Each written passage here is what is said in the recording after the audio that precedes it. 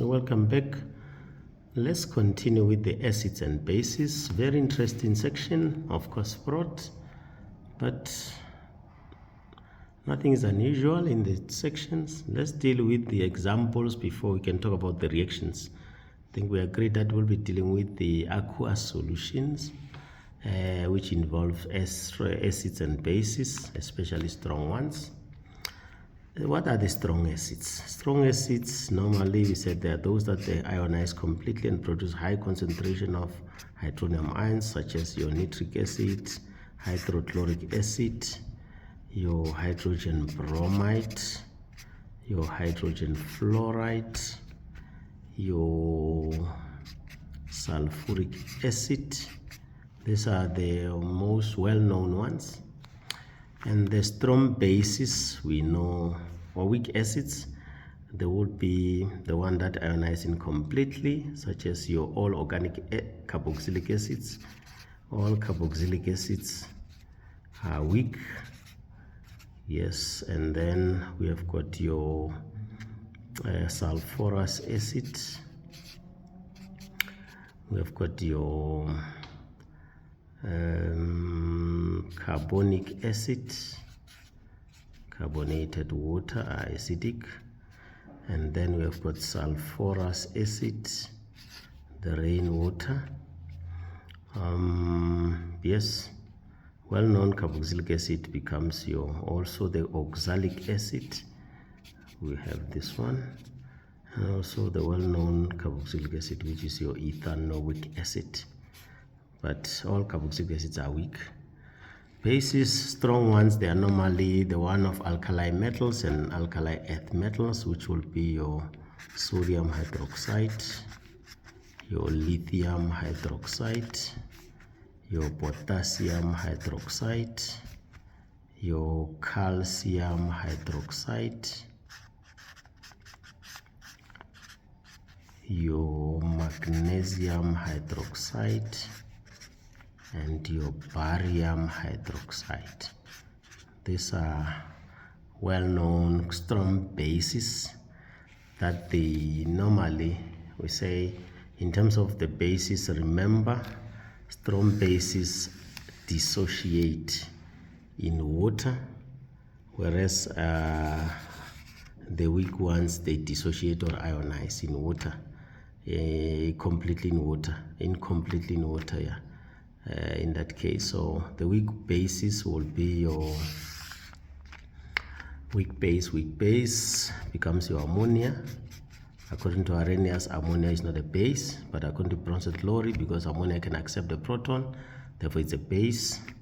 Calcium carbonate, you can have sodium carbonate or even sodium bicarbonate as well.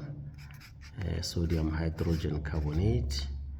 These are the weak bases that we know. And then now, remember, we said strong base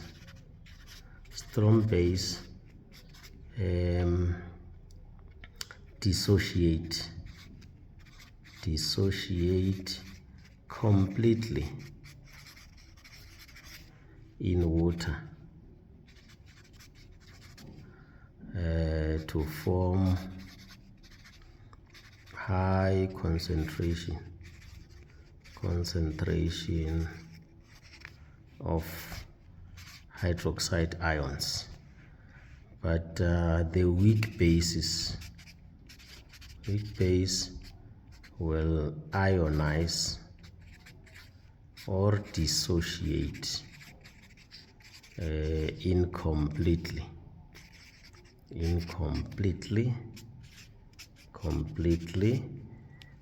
or partially in water to form a low concentration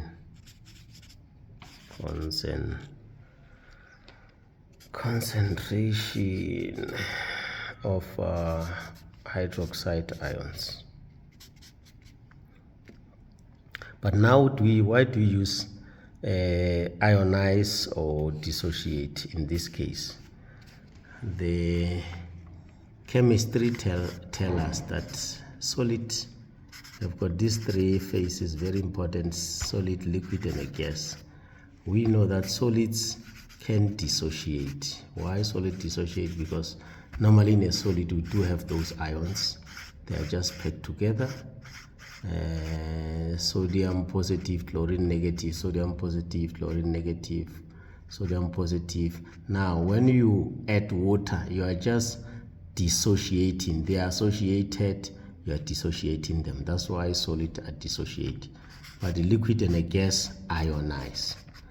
So why in the case of a weak base we put the word ionize, unlike just dissociate, which is only applicable. Just that now all strong bases are solids. All strong bases are solids, therefore they can only dissociate.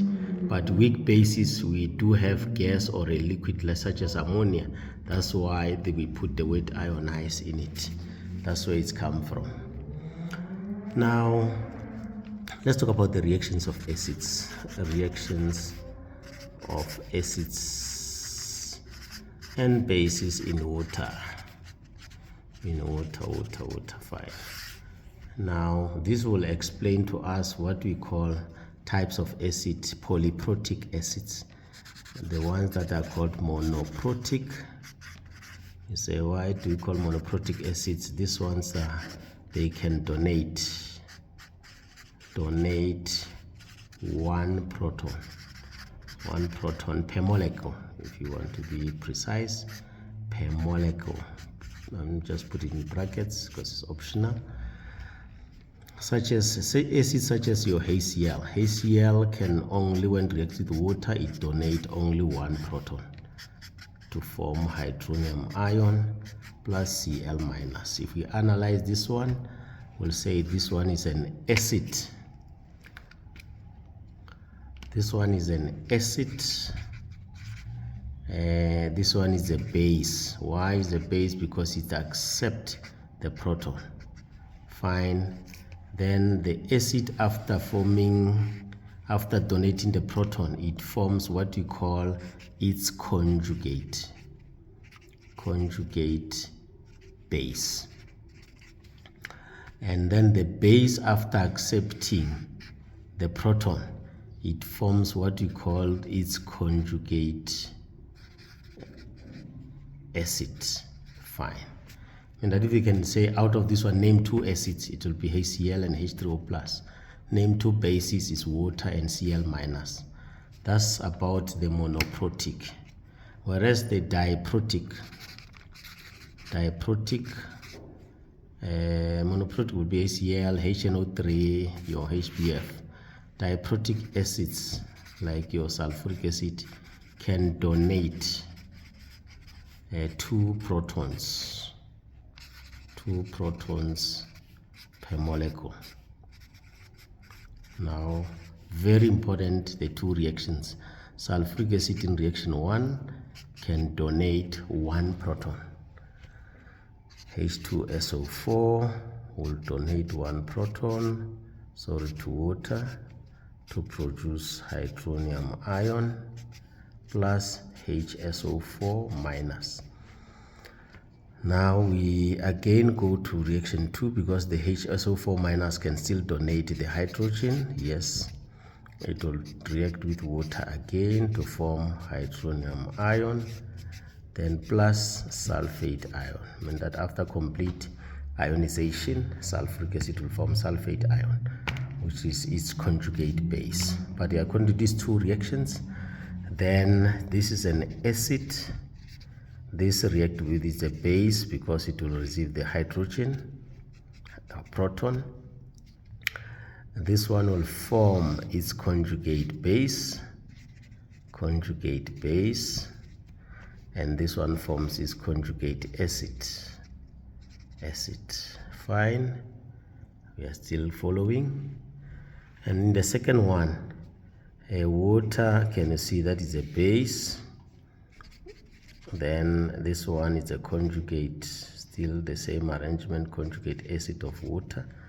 This one becomes an acid because it has donated also a hydrogen to water, therefore to form its conjugate base. Now you can see something now. If you look at HSO4 here, in the first equation is a base, in the second equation is an acid. Now what do we know about this type of substance? So substance that can act both as an acid and a base is called amphiprotic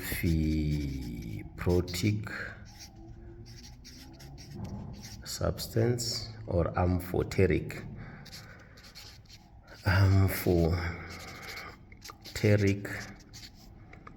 substance, or the well-known name is called ampholyte. Fine. What are the ampholytes? Let's see the examples of ampholytes. Ampholytes. In many equations you'll find this. Therefore, ampholytes, for your information, you will find this. The well-known ampholyte is water. When it reacts an acid, it's a base. When it reacts a base, it becomes an acid. That is water. And then we have got your bisulfate ion or hydrogen sulfate ion. We have got bicarbonate ion. We have got bisulfide ion. You can even have H2PO4 ion, and we can even have HPO4 2- ion. Now that's the case. The last one in this one will be triprotic, but we're not going to say more about this one. Triprotic acid is the one that donates 3, can donate 3, in this case, protons per molecule.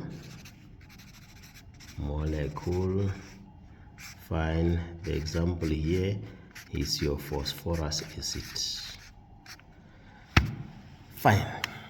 Now, from this one of ampholytes and polyprotic and now let's talk about in closing out the neutralization reaction.